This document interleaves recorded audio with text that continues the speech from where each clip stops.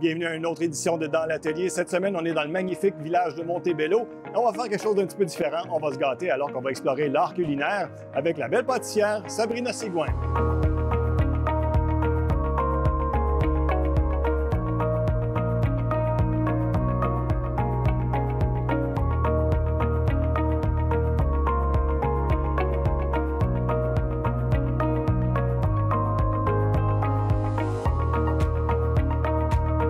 Sabrina, merci de nous accueillir aujourd'hui. C'est le fun d'être chez toi.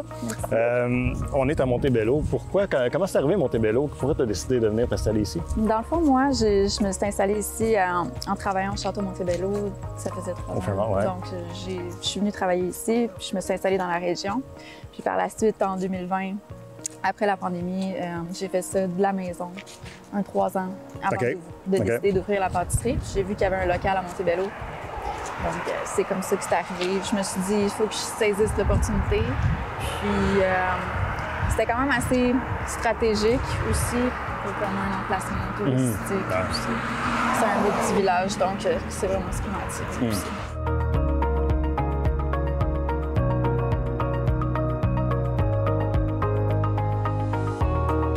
Parle-moi de Montebello, là, les gens à Montebello, comment c'est les clients quand ils rentrent chez vous? J'imagine qu'en saison estivale, ça va être toujours le bonheur et le fun. Oui, vraiment. Bien, ils sont toujours très impressionnés. Ils sont vraiment contents d'avoir une pâtisserie dans le village aussi. Puis, non, c'est que des bons commentaires. J'entends juste des « wow » en arrière de ma cuisine quand les gens rentrent.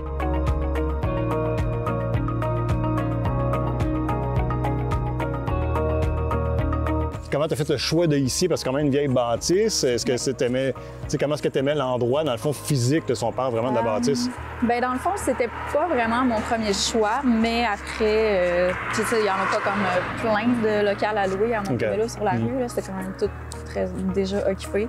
Donc, c'est en ayant comme un peu pas le choix que j'ai choisi celle-là. Mais tu as quand même fait quelque chose de très beau, là. Oui, parce qu'à l'intérieur, c'est une bâtisse centenaire. Ouais. Puis à l'intérieur, les plafonds aussi, c'est d'époque, avec toute la mouluration. Puis ça m'a inspiré le style aussi que je suis venue créer à l'intérieur, comme un style français d'époque, avec les meubles que j'ai tout retapé, si on veut, restauré. C'est ça qui m'a créé le style. Ensuite, à l'extérieur, bien là, la peinture était déjà là, juste un petit rafraîchissement, puis mettre les fleurs, le décor pour faire comme un style de Paris ou Londres, des pâtisseries qu'on voit aussi.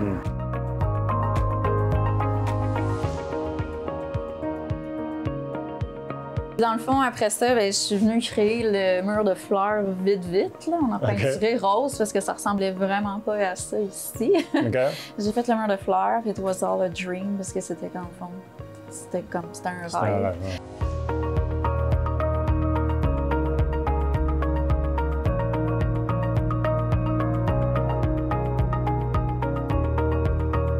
Donc, avec le présentoir à dessert, rempli de...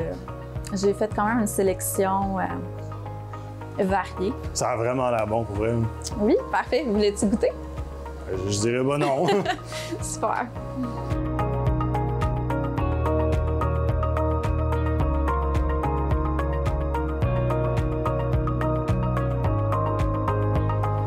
On a le cheesecake amaretto.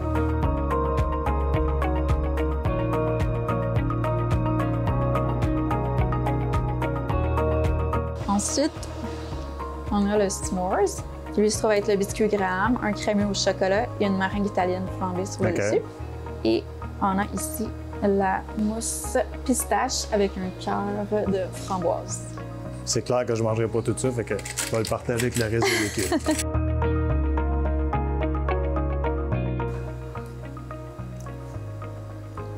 Très bon. Ceux qui aiment le fruité, pistache. J'adore les pistaches.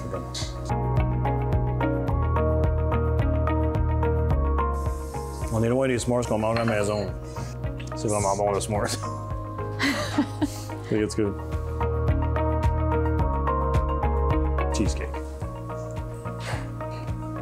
Il y a vraiment doux, hein, léger au lieu d'être... Exactement. Tu disais tantôt ton gâteau au fromage, il était particulier. Qu'est-ce qui fait qu'il est particulier? Dans le fond, c'est la recette. C'est comme ma recette, puis c'est à l'amaretto. Fait que c'est comme le dessert signature, une création. Mais pourquoi il est plus comme mousseux ou léger que les gâteaux au fromage que je suis habitué de manger? Ça, c'est comme plus solide. En fait, il n'est pas cuit. C'est pas un gâteau, un cheesecake qui est cuit au four. OK. Ouais. OK. C'est pour ça. C'est délicieux.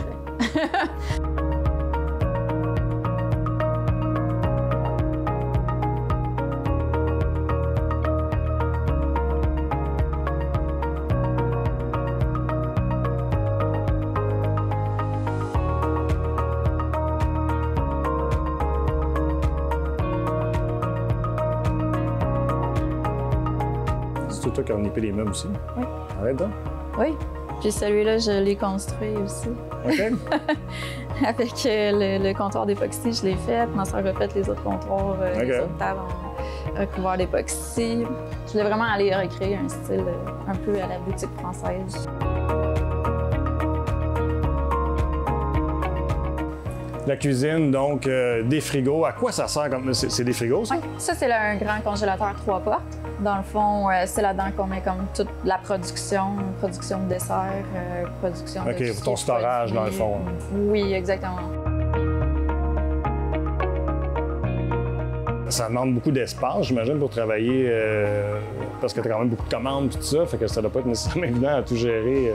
Oui, c'est sûr que j'ai dû comme composer avec l'espace que t'avais, ce local-là, qui se trouve à être quand même un espace assez restreint. Donc, j'ai comme aménagé le plus fonctionnel possible au niveau de la cuisine pour que tout rentre et tout ça. Mais c'est sûr que j'ai quand même un manque au niveau de... Je devrais avoir plus de congélateurs, plus de frigos. Ouais.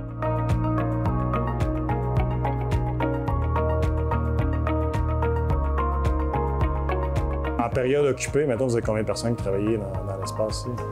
On est quand même 2.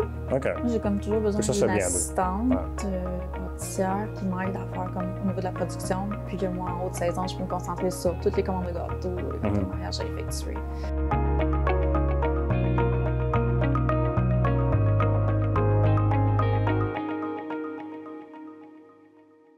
Sabrina, parle-moi, comment ça a commencé l'aventure dans la pâtisserie? Ça a été où l'étincelle? Comment c'est arrivé? Bien, dans le fond, moi, j'ai toujours aimé ça, faire ça depuis que je suis toute jeune. Puis, par la suite, ce qui est arrivé, c'est que je me suis vraiment pas ennuyée là-dedans. J'ai été plus comme en design d'intérieur. Donc, j'ai fait un deck de 3 ans là-dedans. J'ai travaillé en design pendant comme 7 ans. Okay. Pour ensuite faire un changement de carrière, puis m'en aller vraiment comme suivre mon cours de pâtisserie, parce que je faisais aussi quand même des petits gâteaux à la maison, 3D. Je commençais comme à m'intéresser à ça de plus en plus avec tout ce qu'on voyait là, sur YouTube et tout. Fait que c'était un hobby dans le fond au début? Ça a commencé comme un hobby, oui, pour comme la famille, m'amuser là, plus, là, à faire des fleurs en sucre, des choses comme ça, qui après ça sont devenues comme, ça s'est transformé comme vraiment en passion. Puis j'ai décidé d'aller suivre mon cours à l'école hôtelière. Quand tu dis que quand tu étais jeune, on parle de quel âge? Ben, comme 7-8 ans. OK. Oui. Puis tu te souviens-tu le premier projet ou la première chose que tu as faite, que tu as dit « Wow, j'ai créé de quoi? » là? Par la suite? Ou non, au début, jeune, mettons, ton plus jeune souvenir, mettons. Ton plus vieux souvenir, j'aurais dit. C'était plus des petits gâteaux dans le petit four Easy Bake. OK, le petit four jouet, là. Ça, c'était le fun, faire des petits gâteaux comme ça. C'était ça. Comme j'aimais ça cuisiner, j'aimais ça faire des desserts. Puis c'était ça, là, comme la passion. Puis je continuais à faire comme beaucoup du dessin, de la peinture, des choses comme ça. C'est pour ça que j'ai été comme plus en design. OK. Ouais. Fait que déjà, à un jeune âge, tu avais un désir de création dans d'autres matières, dans d'autres choses que j'étais super artistique, fait que je créais comme plein de choses. Est-ce que jeune, tu étais consciente du fait que tu étais comme créatrice? Comme tu sais, des fois, on se sent quand on est jeune, OK, moi, je suis pas tant, je dis n'importe quoi, mais ça peut être, moi, je suis moins sportif, mais je suis dans la création, c'est ce qui m'allume. Comme... Oui, c'est ça, j'étais pas très sport d'équipe et tout ça, plus sport extrême un peu, là, le ski, faire du 4 roues, des choses comme ça, équitation, tout ça, c'est comme, ça m'a toujours comme passionné ça aussi, au niveau de mes passe-temps, tout ça, mais comme, oui, je savais que j'étais comme plus artistique, parce que je faisais toujours du dessin ou de la peinture, Mais j'étais quand même super bonne à l'école aussi, là, dans toutes les matières, mathématiques, français. C'était dur de déterminer un choix de carrière par rapport à ça quand t'as des hautes notes, mais il faudrait que tu sois artiste. Ouais. Fait que, non, c'est ça. C'est pas nécessairement toujours encouragé non plus, là? Non, c'est ça. Ben, tu sais, ça aurait été quand même être docteur ou être plus dans quelque chose de scientifique. Mais en fait, après ça, moi, non, j'étais plus comme vraiment artiste. Fait que j'étais allée en design. Je voulais comme joindre aussi l'architecture que j'aimais beaucoup. Fait que design d'intérieur, ça joignait un peu ça. Mais pour en fait, me rendre compte comme après 7 ans de travailler dans un bureau devant un ordinateur, c'est pas vraiment ça de la création. Donc, j'essayais d'aller comme mon autre passion qui était comme la nourriture et créer des choses, puis ça bougeait plus. Fait que ça, c'était ça, dans le fond, le côté artistique, là, faire quelque chose comme en 3D, mais qui serait comme mangeable. Puis j'utilise quand même encore la peinture. Il y a moyen d'avoir des médiums qui sont comme comestibles, mais qui vont faire en sorte que ça aurait l'air d'une toile là, à l'huile. Fait que c'est pas perdu dans le fond, tout ton cheminement artistique rendu dans la pâtisserie, c'est encore applicable. Oui, je l'applique beaucoup dans le fond, au niveau aussi des structures internes et tout ça, au niveau des gâteaux. Ça prend quand même un côté, ce côté-là aussi qui s'applique. Est-ce que tu as eu une influence dans ton cheminement? Est-ce qu'il y a quelqu'un à un moment donné que tu as rencontré ou qui a poussé ton côté artistique ou qui t'a allumé une étincelle de dire Mon Dieu. Ben, c'est sûr que quand j'étais avec ma grand-mère plus jeune aussi, là, je faisais beaucoup de textile, machine à coudre, tout ça. J'aimais beaucoup ça, faire des vêtements. Fait que ça a été comme, tu sais, on part de large à oui, mais ça reste que c'était du manuel pareil, ça? Oui. Ça aussi, c'était une autre création, un autre côté artistique à ce niveau-là, la mode. Fait que j'étais beaucoup attirée par la mode, par le design, par la peinture, puis par la nourriture, cuisiner. C'était comme très large. C'était dur de faire un choix, dans le fond. Oui, j'imagine. Ouais. Mais est-ce qu'il y a eu un temps aussi où tu as pu réaliser que dire mon côté artistique, là, je peux l'appliquer je peux faire un métier avec ça? Oui. Parce que souvent, tu comprends ce que je veux dire? Parce que souvent, dans tout ce qui est artistique, c'est comme un petit peu, il n'y a pas grand-chose à faire comme carrière là-dedans. Puis, il faut un petit peu que tu te convainques quasiment toi-même, tu sais. Oui, bien, c'est sûr que c'est difficile d'arriver à faire de l'argent avec ta passion. C'était plus ça. Mais au niveau du design d'intérieur, ça allait, là, c'est sûr. C'est un peu le pourquoi je suis allée là-dedans. Puis après, on dirait que c'est venu me rattraper. Là, je voyais comme les cake designers, que c'était comme ça devenait super populaire. Puis là, moi aussi, je voulais faire comme des œuvres avec des gâteaux, puis tout ça. Fait que là, j'étais comme... Oui, ça a comme déterminé mon... Tu sais, puis les fleurs, on dirait que j'en ai toujours fait aussi quand j'étais jeune, mais comme c'était en argile, tu sais, je faisais des trucs avec de l'argile. Fait que là, de le faire en sucre, c'était autre chose, ça. C'était comme... Fait que on dirait que c'est ça qui a vraiment déterminé, là, que oui, c'est vraiment ça qui me passionne, puis je veux en savoir plus, je veux faire plus. Reste que dans tout ton cheminement, dans le fond, ce que tu as fait par le passé te sert encore aujourd'hui, à bien des égards, là, autant du côté des matériaux artistiques que design et architecture pour ce que tu as fait ici. Ah oui, c'est sûr. Là, c'est vraiment pas perdu, dans le fond, au niveau du design, la décoration, toute la boutique, les plans style d'architecture aussi, ça sert tout le temps. C'est comme juste toutes des compétences. Je sais pas comment l'expliquer. Ben, c'est ça, des compétences. Des compétences qu'on acquiert, de l'expérience qui me sert aussi. Même travailler dans l'hôtellerie aussi, ça sert pour avoir une pâtisserie, travailler comme hôtesse de restaurant pour servir les gens, savoir comment parler, savoir comment avoir l'entre-gens un peu. C'est tout... c'est comme tout applicable dans le fond. Ça a été, je pense que ça a été comme tout un cheminement qui vient comme bien compléter la boucle. De l'école hôtelière, dans le fond, tu es allé travailler pour... Oui, dans le fond, moi, j'ai suivi mon cours en 2016 à l'école hôtelière des Laurentides à Saint-Adèle. Puis par la suite, avant d'ouvrir, je continuais à faire comme des petits gâteaux pour monsieur, madame, tout le monde. Puis j'ai fait mon stage dans l'Ouest, dans les Fairmont, au Château Lake Louise, pendant 3 mois. Donc, ça m'a comme ouvert la porte à l'hôtellerie, puis j'ai vraiment aimé ça. Donc, après ça, suite à ça, je suis venue ici au Château Montebello. Comment tu as découvert Montebello? Parce que tu es originaire de? De Rawdon, de la Naudière. Donc, c'est mon prof en hôtellerie qui m'a dit qu'il y avait un poste disponible. Donc, je dit, OK, parfait. J'ai appliqué sur le poste, puis depuis ce temps, je suis dans la région. OK. Ouais. Tu te souviens-tu? Puis, genre ça, tu m'en parles, quand ton premier contact avec Montebello? Oui.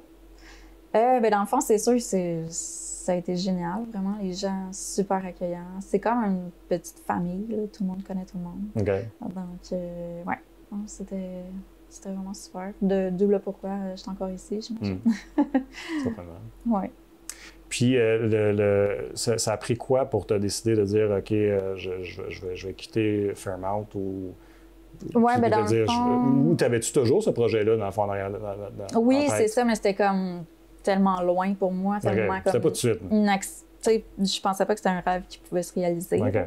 On pense tellement que c'est tellement compliqué et peut-être impossible, mais dans le fond, ça l'est. C'est pas mal moins compliqué qu'on s'imagine. C'est juste comme la peur qui nous freine parfois dans tout le processus. Puis c'est d'aller chercher des contacts aussi, peut-être, d'aller chercher de l'aide. Comme moi, j'étais vraiment avec la MRC pour m'aider dans mon projet. Parce que, tu sais, je suis pas bonne dans tout au niveau des trucs comme plan d'affaires, administratif, sortir des chiffres et tout. Donc, ouais. Mais c'est quoi qui t'a donné le courage ou c'est quoi qui a fait que tu as dit, OK, parce que si c'était plus à long terme, c'est quoi qui a fait que tu t'es dit, OK, non, je vais le faire là? Bien, suite à la pandémie, dans le fond, je me suis retrouvée à avoir beaucoup de commandes de gâteaux personnalisés. Puis c'est ce qui a comme un peu déterminé mon choix. C'était soit j'allais travailler. Je pouvais pas faire les deux. Je vais faire un choix là parce qu'il y avait trop de demandes, dans le fond. Oui, il y a beaucoup de demandes. Je vois que ça marche vraiment beaucoup, donc je vais partir à mon compte. Puis suite à ça, bien, j'ai commencé à la maison quand même.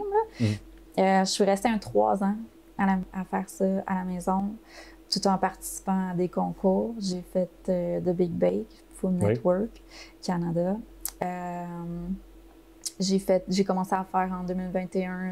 Ça a tout été comme un peu le 2000-2021, une année décisive. 2019, j'ai gagné première place au Canada, le concours de gâteaux. Après ça, 2021, Food Network. Il y a eu les magazines American Cake Decorating aussi. J'ai fait l'éditorial dedans depuis ce temps-là. J'ai fait 2 covered magazines pour eux, 5 autres magazines à travers le monde. C'est beaucoup au Royaume-Uni, dans le fond. Que mon gâteau qui a gagné première place a fait comme 5 magazines. J'ai fait un autre tutoriel pour Pastry Art Mag. Fait dans le fond, ça n'a comme pas arrêté malgré que j'étais à la maison. Mais ça m'a permis aussi d'avoir le temps pour ça, là, parce que quand tu gères une pâtisserie, tu n'as pas nécessairement le temps pour faire ces choses-là par la suite. Quand tu regardes en arrière et tu vois cette période-là, 20 à 21, comment est-ce que tu perçois ça? Parce que moi, il me semble que je fais comme « Wow, c'est fou, ça a parti plus fort que ce que je pensais. » Oui, c'est ça. Bien, ça part en fou, mais c'est d'aller le chercher aussi. C'est pas comme ça m'est tombé dessus puis le monde t'appelle. Il faut que toi, tu fasses le travail qui va avec. Tu pousses, là, tu communiques avec ces gens-là, tu veux faire partie de son magazine aussi. Donc, c'est dans ce sens-là. Mais oui, après ça, 3 ans, ça m'a montré beaucoup comme au niveau de la gestion, planning de mon temps. Comment est-ce que toi, tu fais pour te challenger de façon créative pour avoir des nouvelles idées? Parce qu'à un moment donné, quand tu en fais beaucoup, il me semble que ce n'est pas nécessairement évident. Tu sais, souvent, avec quelqu'un qui dessine ou qui fait de la peinture, je vais parler de la toile blanche ou de la page blanche. Ça doit t'arriver toi aussi. Des fois, est-ce que tu dois te creuser les manèges, trouver qu'est-ce que je pourrais faire? Bien, j'y vais avec vraiment un peu l'idée des gens là, qui ont en tête. Je leur demande aussi leur couleur, parce qu'ils me donnent... Ils me disent vas-y comme tu penses, mais en fait, j'aime ça qu'ils me lancent un petit peu une ligne directrice pour m'éviter, parce que je veux être capable de répondre à leurs attentes aussi à ce niveau. Mais si on parle, disons, du chevreuil que j'ai créé récemment en grandeur nature. Là, j'ai pas vu, non. Donc ça, c'était comme un peu un trophée de chasse, mais c'était comme thématique chasse pour le mariage. Puis j'étais allée à partir de ça, puis avec les grandeurs, proportions. Mais j'aime ça aussi avoir, oui, effectivement, le champ libre pour la création, faire des toiles, faire comme un style de peinture à la crème au beurre, faire des fleurs, ça aussi, parce que si c'est des commandes, là, tu vas avoir des lignes directives, puis des idées, des choses comme ça, mais si tu arrives pour un concours, par exemple, là, ça part tout de toi. Pour un concours, oui, c'est un peu plus compliqué, parce que là, tu te mets beaucoup la pression. Puis c'est comme l'autocensure un peu, si on veut, là, pour trouver les idées, penser que ça sera jamais assez bon, puis tout ça. Mais ouais, c'est d'y aller. Mais ils ont tout le temps une thématique habituellement. C'est comme, il faut suivre la thématique. Comme celui que j'avais fait, c'était comme les 4 saisons au Canada. Donc je suis partie de ça pour faire comme. Ouais. Puis est-ce que tu. Quand tu pars avec une idée, est-ce que tu as des amis ou des collègues avec qui tu travailles ou quelqu'un avec qui tu vas dire OK, voici ce que je veux faire, ça a-tu de l'allure, tu sais? Parce que des fois, d'avoir une opinion externe, ça l'aide, ou si c'est vraiment juste, tu pars, c'est dans ta tête, puis c'est comme OK, j'espère que ça va être correct. Oui, mais en fait, moi, je fais comme un sketch. Là. Au début, je fais comme le dessin de la pièce, de ce que je veux faire. Il faut vraiment, vraiment projeter les idées, puis avoir la ligne directrice devant moi. Là. Puis ensuite, j'essaie de la suivre le plus précis possible. Parce que sinon, c'est facile de s'égarer et de dire « Ah, ben là, je le mets là. Là, finalement, ça marche pas. Faut suivre comme le dessin que j'ai. » Parce que justement, tu peux pas effacer pour recommencer non, c'est ça. J'y vais vraiment avec un sketch, un dessin, l'esquisse. Vraiment suivre ça.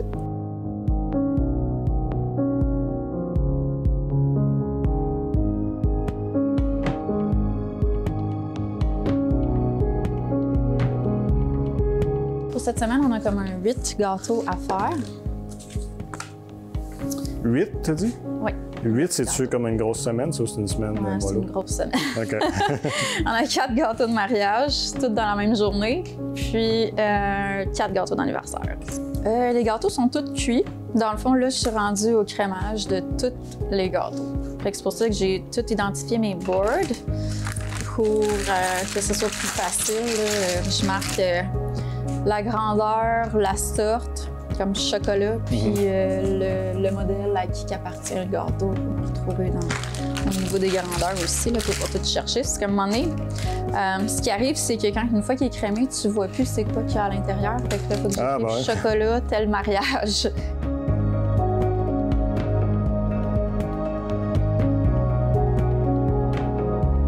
Puis au niveau du design, présentement, là, pour la décoration, mettons, est-ce que tu sais déjà dans ta tête ce que tu fais? Là, tu écris, c'est quoi que...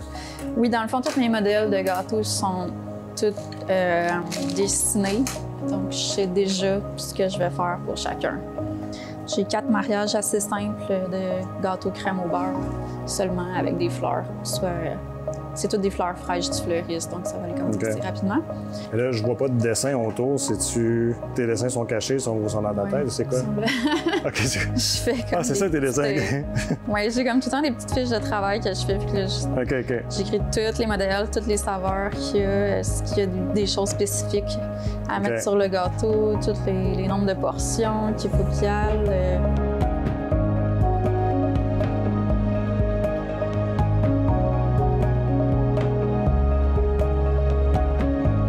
Ce que je fais, c'est que la sorte de douille que j'utilise vient mettre une fine couche tout le long. Donc, c'est comme si je crémais directement tout mon gâteau. Ce que j'ai fait, dans le fond, c'est que je l'ai réchauffé un peu à part dans un autre bac. Parce que? Sinon, elle est trop froide. Dans le fond, elle veut pas comme s'étendre bien. Ça finit par tout s'arracher du contraste de froid à chaud.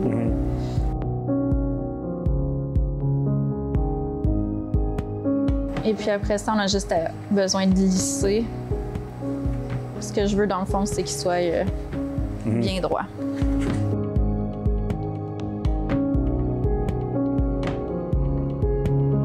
Est-ce que ça représente une plus grosse difficulté, plus de d'étages, mettons, à faire, ou c'est juste plus de travail? C'est plus de travail. La difficulté, c'est de le faire tenir correctement avec la structure qui va être à l'intérieur, pour pas que, une fois que le gâteau est sorti, il commence à s'affaisser. C'est la base, c'est la structure.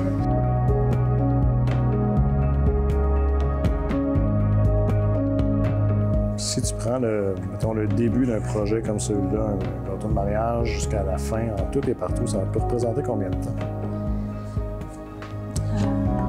C'est sûr que j'ai peut-être plus de rapidité, là. Ça dépend comme c'est quoi le projet. Ouais. Dans le fond, lui, c'est simple crème au beurre, puis les fleurs, c'est des fausses fleurs, des fleurs artificielles, juste à appliquer dessus. Donc, j'imagine le plus long, c'est de cuire le gâteau. Ça peut prendre peut-être une demi-heure, une heure là, dans le top pour faire ce genre de petit gâteau-là, 2 étages.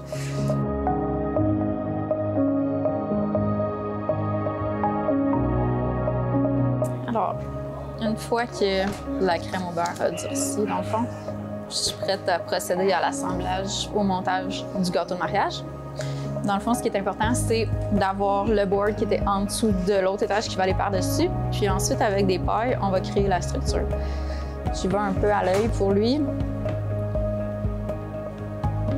J'y vais avec un 4, paille de soutien que je vais mettre en croix.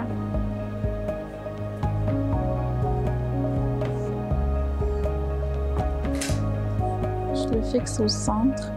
De toute façon, là, je le touche avec mes doigts, mais c'est parce que faut tout que je fasse un effet dans la crème au beurre encore. Donc, c'est pas tout à fait fini.